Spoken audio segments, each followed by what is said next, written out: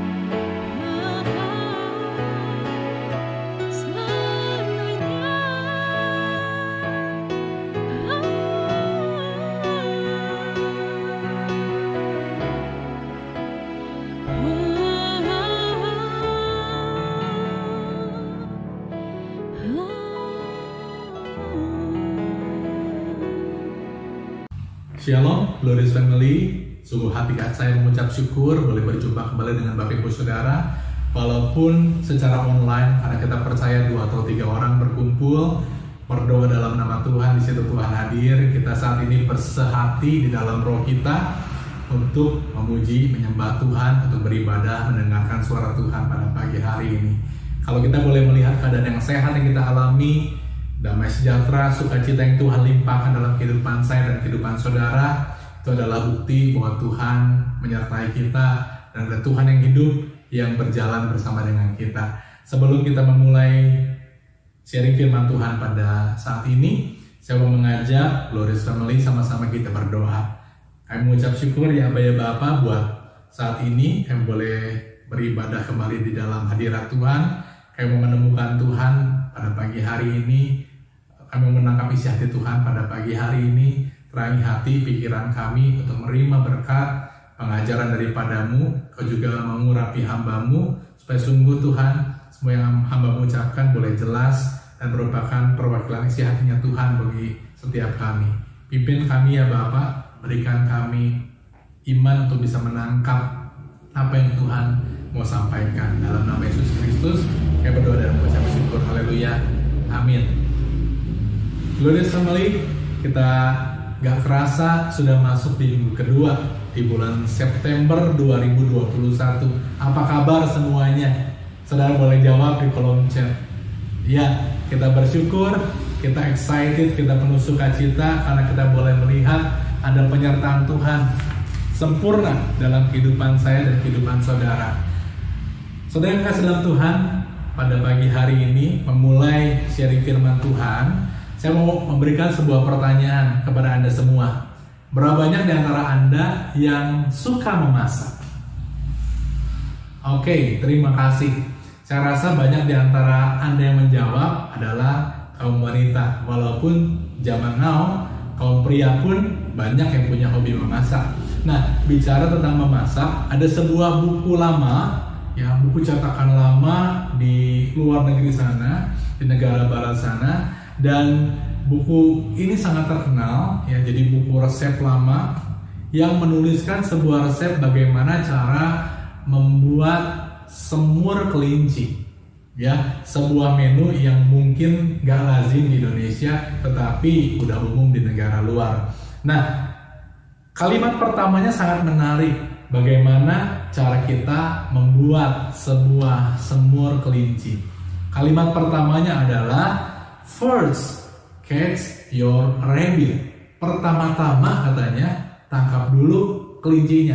Kedengarannya lucu, tetapi betul saudara, kalau kita membuat sebuah sup atau semur kelinci, tapi kelincinya nggak siap, kita nggak bisa menamakan masakan tersebut sup atau semur kelinci, karena yang penting adalah kelincinya. Nah, demikian juga saat kita berkata untuk minta penyertaan Tuhan dinyatakan dalam kehidupan saya dan kehidupan saudara, maka yang pertama harus kita lakukan adalah mari persiapkan diri kita. Saudara boleh ketikkan persiapkan. Amin. Nah, minggu lalu firman Tuhannya berkata Tuhan bersama kita. Nah, waktu kita memutuskan untuk berjalan bersama dengan Tuhan, ada 2 hal yang harus kita persiapkan Bapak Ibu.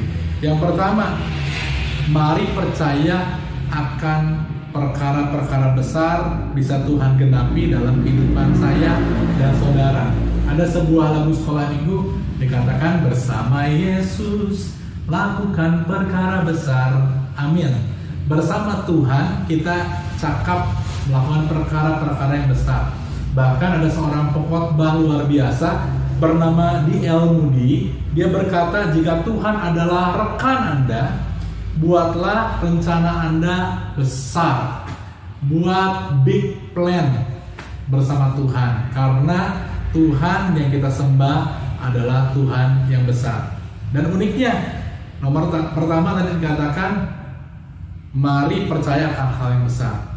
Yang kedua, tapi mulai dengan langkah yang kecil. Bahan aktif penyertaan Tuhan yang lebih besar melalui kita adalah kesediaan kita untuk memulai langkah yang kecil. Jadi Bapak Ibu Saudara, sungguh menarik.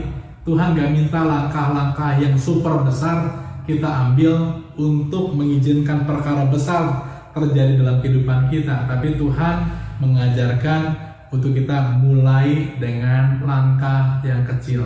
Dan ini adalah judul firman Tuhan pada pagi hari ini, mulai dengan langkah kecil.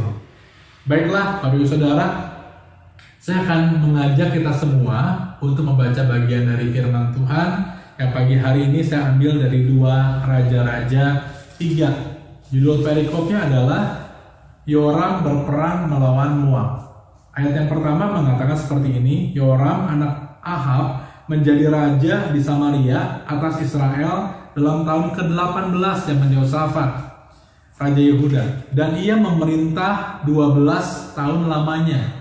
Ia melakukan apa yang jahat di mata Tuhan, tetapi bukan seperti ayahnya dan seperti ibunya. Ia menjauhkan tugu berhala Baal yang didirikan ayahnya. Namun demikian, ia masih berpaut kepada dosa Yerobeam bin Nebat yang mengakibatkan orang Israel berdosa pula. Ia tidak menjauhinya.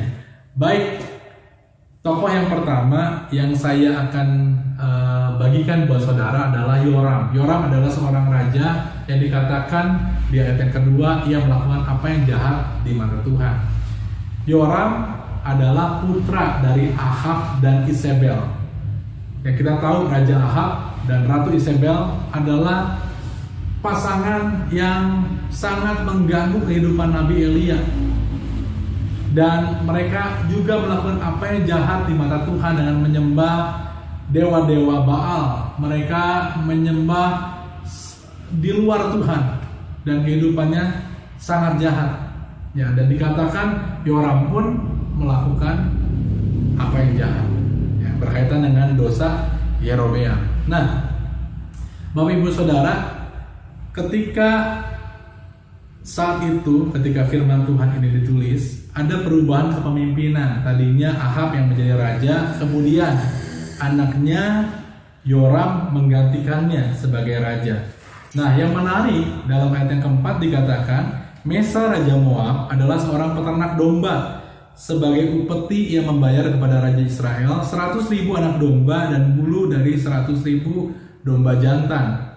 Tetapi segera sesudah Ahab mati, memberontaklah Raja Moab terhadap Raja Israel. Jadi waktu Ahab hidup, Mesa Raja Moab memberikan upeti. Tetapi ketika Ahab wafat, maka ia memutuskan untuk memberontak dengan tidak memberikan upetinya lagi kepada bangsa Israel. Dalam hal ini kepada Raja Israel, yaitu Yoram. Nah, Yoram juga mengalami kondisi takut ketika Raja Moab ini memberontak, ya. Dan kemudian apa yang dia lakukan? Yoram dia mencari bantuan, ya. Dan dalam Alkitab dikatakan Yoram meminta bantuan Yosafat. Dalam ayat yang ke-7 nanti saudara bisa baca. Selanjutnya ia menyuruh orang kepada Yosafat Raja Yehuda dengan pesan, Raja Moab telah memberontak terhadap aku. Maukah engkau bersama-sama aku berperang melawan Moab? Jawabnya, aku akan maju, kita sama-sama, aku dan engkau, rakyatku dan rakyatmu, kudaku dan kudamu.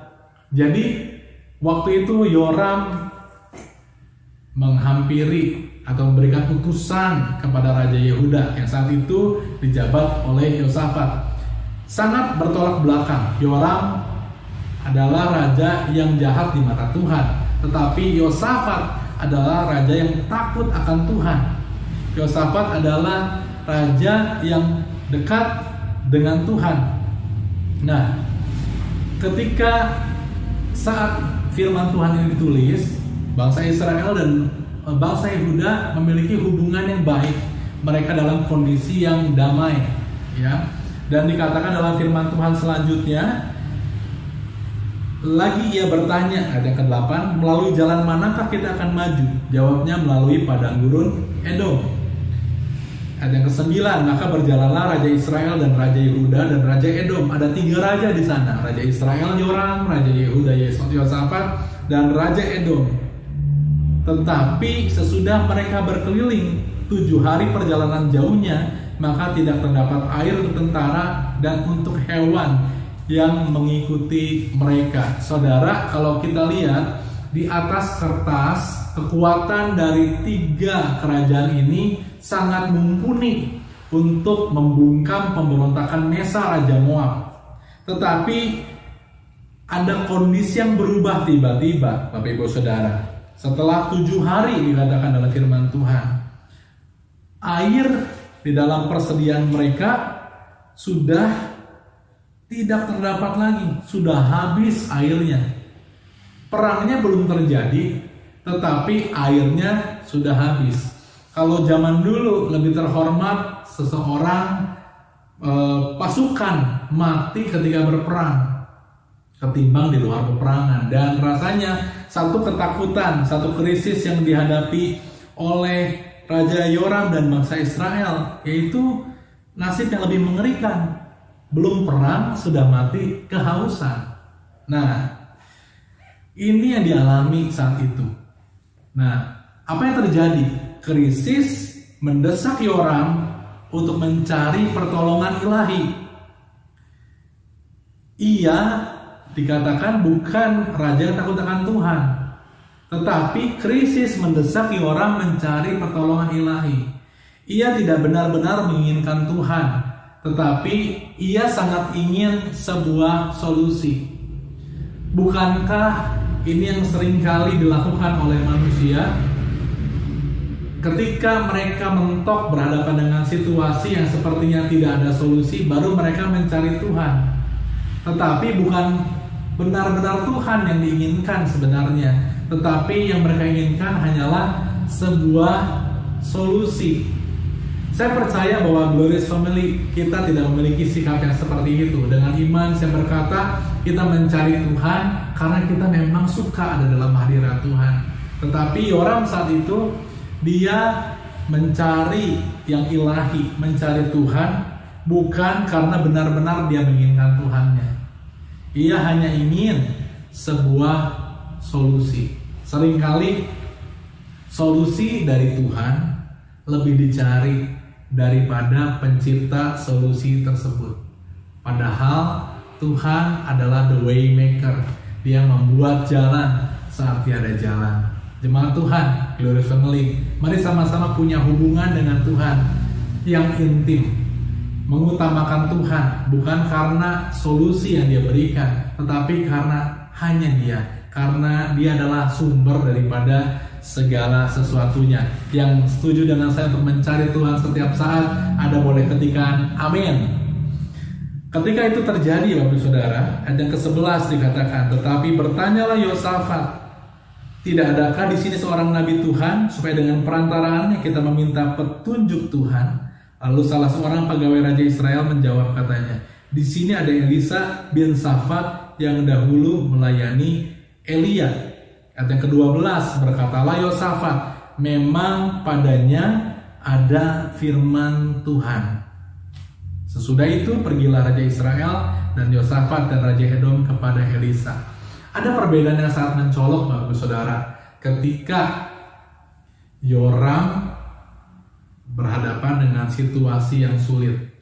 Dia mencari sesuatu yang ilahi hanya karena sebuah solusi. Tetapi Yosafat ketika dia bertanya, adakah di antara kita, apakah tidak ada di sini seorang nabi Tuhan supaya dengan perantaraannya kita meminta petunjuk Tuhan? Dan dikatakan ketika ada salah seorang pegawai Raja Israel menjawab, di sini ada Elisa bin Safat yang dahulu melayani Elia. Yosafat menjawab, memang padanya ada firman Tuhan. Yang Yosafat cari adalah firman Tuhan. Apa yang Tuhan akan katakan, bukan sekedar sebuah solusi.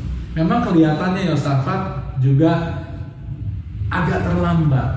Seharusnya ketika mereka bertiga berjalan, Yosafat memulainya dengan merencanakan bersama dengan Tuhan. Tetapi ya sama-sama juga kita sebagai manusia seringkali kita lupa karena terlalu terbiasa mengatasi dengan kekuatan sendiri. Kita lupa memulai segala sesuatunya bersama dengan Tuhan. Tapi puji Tuhan, tidak ada yang terlambat. Yosafat mengambil bagian yang terbaik untuk mencari Nabi Tuhan. In time of crisis, di masa-masa krisis, yang perlu kita cari saat ini adalah Tuhan.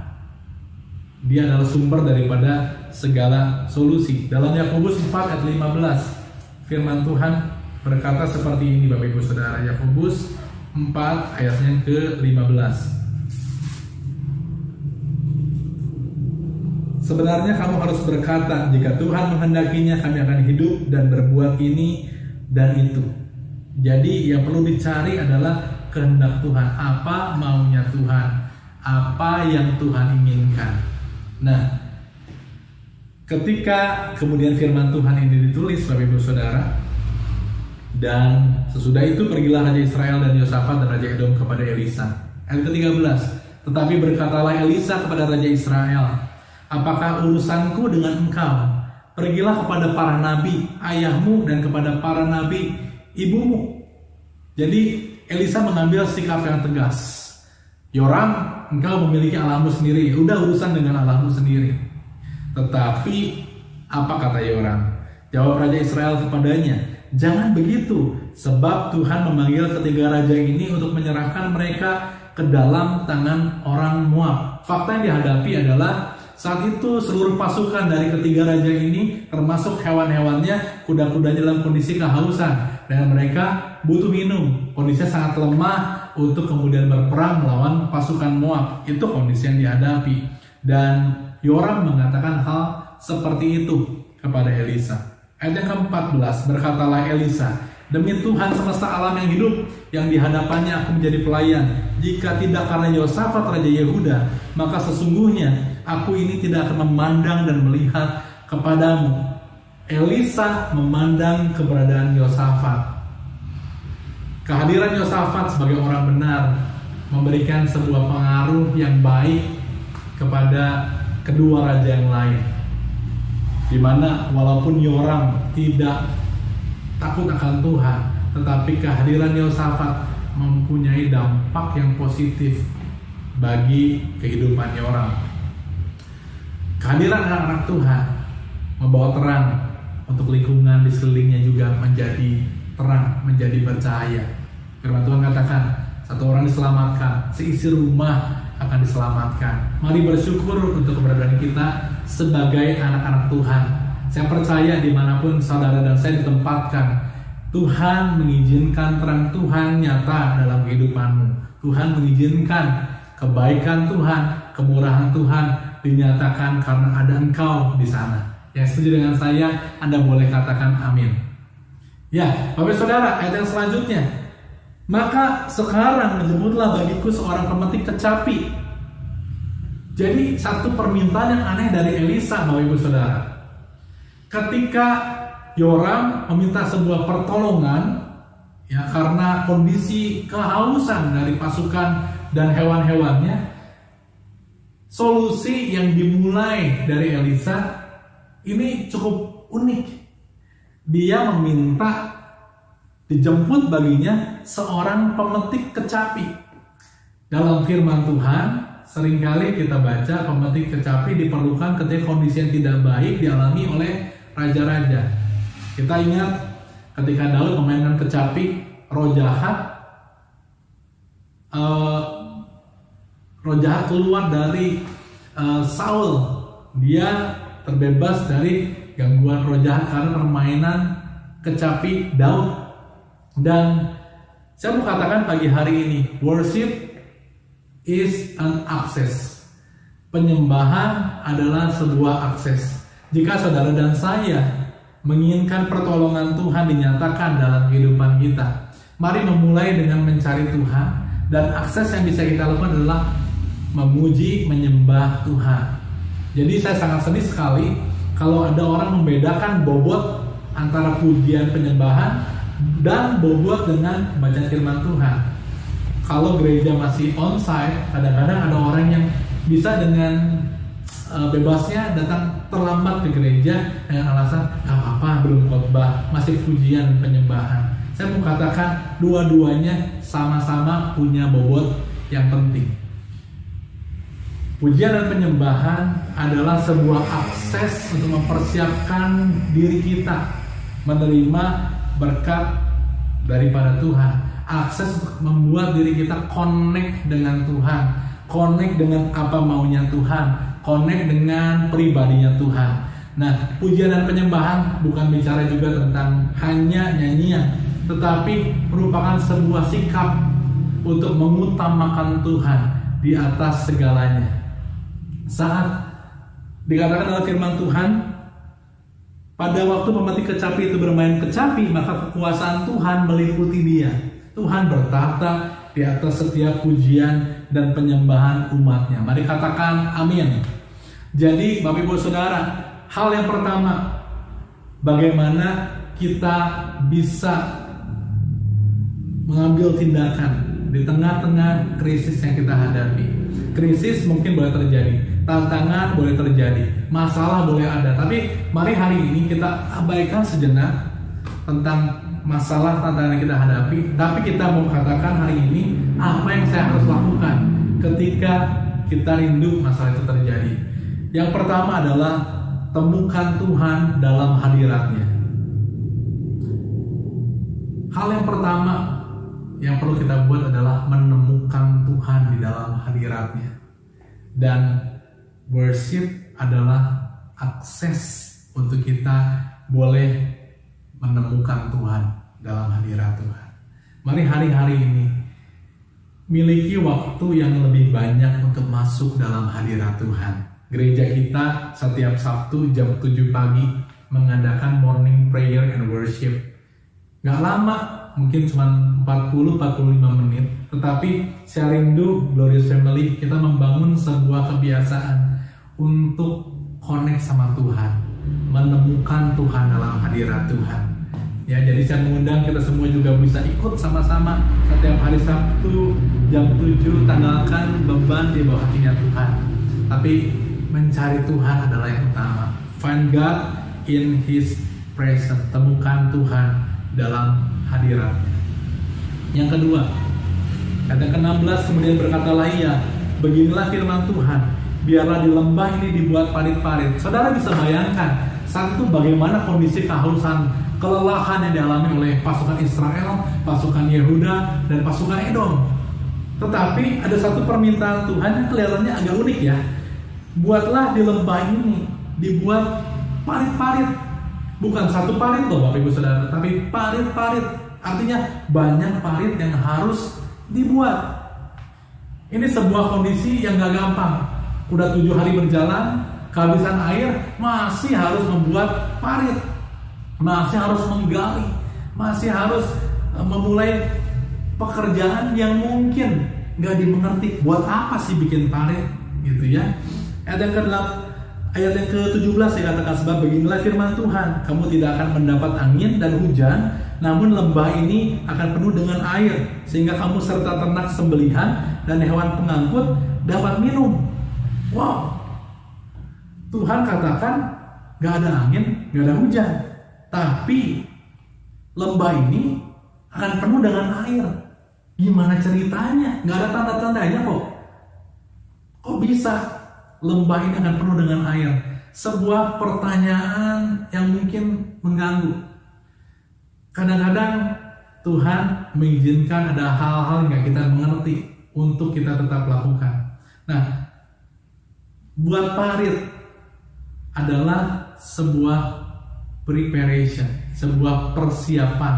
Kalau saudara dan saya ingin mengalami mujizat Tuhan dinyatakan, doa kita dijawab, berkat Tuhan dialami oleh setiap kita, untuk membuatnya tidak menjadi sia-sia, Tuhan mengajarkan hari ini adalah buat persiapan. Saudara bisa ketikkan persiapan.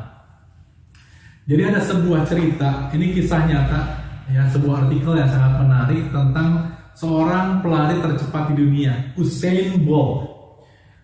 Dikatakan Usain Bolt memenangkan 9 medali emas di 3 olimpiade terakhirnya. Ini prestasi yang luar biasa. 3 Olimpiade, dia punya 9 emas. Dan dalam pergerakannya untuk mencapai 9 medali emas tersebut, dia berlari kurang dari 2 menit di lintasan. Hingga heran Bapak Ibu Saudara, Usain Bolt adalah sprinter, pelari cepat. Ya, dan larinya memang sangat cepat. Dia berlari kurang dari 2 menit di lintasan. Jadi dia hanya berlomba, ya bisa dikatakan total 2 menit di lintasan, dan menghasilkan 9 medali emas di 3 Olimpiade terakhir. Kalau diceritakan di sini, hasil yang dia terima dari apa yang dia lakukan, dari prestasinya dia adalah dia menghasilkan 119 juta dolar US. Saudara bisa bayangkan, larinya nggak sampai 2 menit, income-nya bisa mencapai 119 juta dolar US. Dikatakan larinya total ya 115 detik. Artinya setiap dia lari 1 detik, dia menghasilkan lebih dari 1 juta dolar. Keren ya saudara ya, lari 1 detik dapetin 1 juta dolar. Saya juga mau seperti itu. Nah, tetapi ada tetapinya nih. Untuk itu dia berlatih lebih dari 20 tahun. Sebuah persiapan yang dilakukan dengan luar biasa akan punya dampak. Demikian juga kita. Tuhan merindukan saudara dan saya memiliki preparation, memiliki persiapan. Tuhan ajarkan hari ini bagaimana Tuhan memerintahkan pasukan Israel, pasukan Yehuda, pasukan Edom menggali parit untuk sesuatu yang kelihatannya nggak ada tanda-tandanya. Tapi kita tahu bahwa Tuhan yang berjanji dan Tuhan juga yang akan menepati. Tuhan bisa mengirimkan hujan, dan pastinya membuat hujan adalah keahlian Tuhan, bahkan di saat kekeringan. Tetapi Ia mengharapkan kita menggali parit-parit. Tuhan sangat mampu menolong saudara, sangat mampu menolong saya, sangat mampu membuat mujizat, sangat mampu membuat jalan saat tiada jalan. Tetapi Dia mau kita turut serta dalam karyanya. Ia mengharapkan kita menggali parit-parit. Ada sebuah kerja keras di tengah kehausan pasukan-pasukan ini. Dan yang ditaburkan saat itu adalah Tuhan mau mengajarkan dalam setiap momen kita mempersiapkan diri untuk menunggu jawaban Tuhan dinyatakan. Miliki iman, miliki ketaatan. Hal yang kedua, miliki iman dan ketaatan sebagai persiapan kita. Yang keren Bapak Ibu Saudara, dalam ayat yang ke-18 dikatakan, dan itu pun adalah perkara ringan di mata Tuhan. Juga orang Moab akan diserahkannya ke dalam tanganmu. Jadi waktu Tuhan mengatakan lembah ini akan penuh dengan air, Tuhan katakan melalui Elisa, itu pun adalah perkara ringan di mata Tuhan. Apapun tantangan, masalah, kesulitan yang sedang kau hadapi, seperti firman Tuhan mengatakan, itu pun adalah perkara ringan. Saudara boleh ketikkan perkara ringan. Wow. Perlu iman saudara untuk percaya apa kata Tuhan. Ini adalah perkara ringan. Seringkali kita bilang, bagaimana Tuhan kau bisa mengatakan perkara ringan? Yang aku hadapi adalah sesuatu yang berat, kayaknya gak sanggup lagi deh. Tapi Tuhan katakan pagi hari ini, miliki iman dan ketaatan, karena itu adalah perkara ringan. Wow. Aku bersyukur, kita punya Tuhan yang luar biasa. Buat Tuhan segala sesuatunya ringan. Dan miliki ketaatan. Mari membangun parit-parit dalam kehidupan kita untuk mempersiapkan jawaban Tuhan dinyatakan. Hal yang ketiga Bapak Ibu Saudara, untuk apa yang kita lakukan waktu kita menyerahkan tantangan kesulitan kita dalam tangannya Tuhan. Yang ketiga, mulai dengan langkah kecil. Ada sebuah pepatah yang mengatakan 1 kilometer dimulai dengan sebuah langkah. Hari ini Tuhan mengajarkan, mari mulai dengan langkah yang kecil. Gak harus untuk menggenapi rencana Tuhan yang besar, Anda mengambil langkah-langkah besar, tapi kita bisa mulai dengan langkah-langkah yang kecil. Kalau saudara dan saya memutuskan, saya mau berjalan bersama dengan Tuhan. Tuhan gak minta Bapak Ibu Saudara langsung habiskan satu Alkitab dalam satu hari, baca Alkitab selesai dalam satu hari. Enggak, tapi kita bisa memulai dengan langkah kecil, satu pasal satu hari, dan kita izinkan Tuhan berkarya, Tuhan buahkan banyak hal lewat apa yang kita baca. Kita bisa mulai dengan berdoa 10 menit sehari, bisa. Gak perlu Bapak Ibu Saudara doa dan puasa 40 hari, 40 malam seperti Tuhan Yesus. Tapi kita bisa mulai dengan langkah kecil. Kalau sanggup ya bagus, tapi Tuhan mengajar kita mulai dulu dengan langkah yang kecil. Kalau ada komunikasi yang kurang baik antara suami dan istri, mari memulai dengan langkah yang kecil. Ya, bisa dimulai dengan sebuah senyuman, bisa dimulai dengan menyiapkan makanan, ya, maka kita bisa membangun komunikasi yang baik. Dan ini yang Tuhan rindukan hari-hari ini Bapak Ibu Saudara. Tuhan adalah Tuhan yang maha melihat, maha mendengar, dan Dia tahu apa yang menjadi pergumulan kehidupan saya dan kehidupan saudara. Tetapi pagi hari ini Tuhan mengajarkan ada 3 hal yang bisa kita persiapkan untuk kita mengizinkan Tuhan berkarya. Ya. Nah, dan kemudian dalam firman Tuhan dikatakan ayat ke-20, keesokan harinya ketika orang mempersembahkan korban, datanglah dengan tiba-tiba air dari arah Edom, lalu penuhlah negeri itu dengan air. Benar, ketika Tuhan mengajarkan bangsa Israel, orang-orang Israel, pasukan Israel menggali parit, Tuhan juga yang memenuhi parit-parit tersebut dengan air, dan mereka boleh minum sepuasnya. Tubuh mereka kembali bugar dan mereka siap untuk menghadapi orang Moab. Dan kisahnya sangat luar biasa. Ayat ke-21, ketika didengar seluruh orang Moab bahwa ketiga raja itu telah maju memerangi mereka, maka dikerahkanlah semua orang yang masih sanggup menyandang pedang, bahkan orang-orang lebih tua juga. Kemudian mereka ditempatkan di tepi perbatasan. Keesokan harinya pagi-pagi, ketika matahari bersinar atas permukaan air itu, tampaklah kepada orang Moab itu bahwa air di sebelah depannya merah seperti darah. Ini Tuhan yang melakukan. Tiba-tiba mereka melihat, oh airnya seperti darah. Ayat ke-23, lalu berserulah mereka, itu darah. Tentulah raja-raja itu telah berbunuh-bunuhan, yang seorang membunuh yang lain. Maka sekarang marilah menjarah, hai orang-orang Moab. Ayat selanjutnya saudara bisa lihat, ketika pasukan Moab menghampiri dengan maksud menjarah, salah sangka, mereka berpikiran sudah terjadi saling bunuh-bunuhan antara Raja Israel dan Raja Yehuda. Mereka menghampiri, tetapi apa yang mereka lakukan adalah sebuah tindakan yang salah. Karena kemudian pasukan Israel, pasukan Yehuda, pasukan Edom menumpas mereka. Pagi hari ini Bapak Ibu Saudara, ketika kita merindukan sebuah solusi terjadi dalam kehidupan kita, mari jangan lihat pada solusi, tapi mari miliki 3 hal. Yang pertama, find God in His presence. Temukan Tuhan dalam hadiratnya. Yang kedua, miliki iman dan ketaatan. Dan hal yang ketiga, mari mulai dengan langkah kecil. Saya percaya pagi hari ini saudara bisa memulai langkah iman saudara dengan langkah-langkah yang kecil. Mari miliki preparation, persiapan untuk menerima pertolongan Tuhan, kebaikan, kemurahan Tuhan dinyatakan dalam kehidupan kita.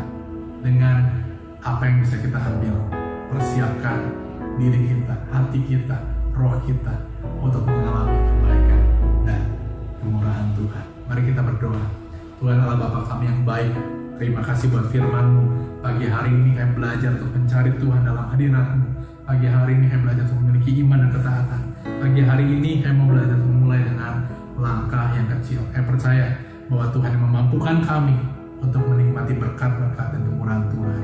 Dan hamba juga berdoa buat gereja-Mu GPP Gloria. Kami melangkah dengan langkah-langkah kecil. Kami tahu Tuhan kami besar, rencana Tuhan ke gereja-Mu besar, tapi kami mulai dengan mengambil langkah-langkah kecil karena kami tahu Tuhan mengiringi setiap langkah dari kami semua. Berkati staf pengembala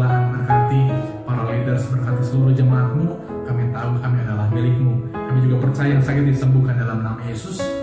Beban masalah kami juga dilepaskan, kau gantikan dengan sukacita dan sejahtera. Ada pengharapan di dalam Tuhan. Kami tahu kemenangan sudah menjadi bagian kami. Indonesia juga kami perserahkan dalam tangan Tuhan. Indonesia pulih, Indonesia sembuh, Indonesia bangkit karena ada Tuhan yang memimpinnya. Berkati pemerintah dari yang paling atas hingga yang paling bawah. Kami percaya Tuhan, kemurahan-Mu dinyatakan untuk bangsa ini. Saudara, kita akan terima berkat daripada Tuhan.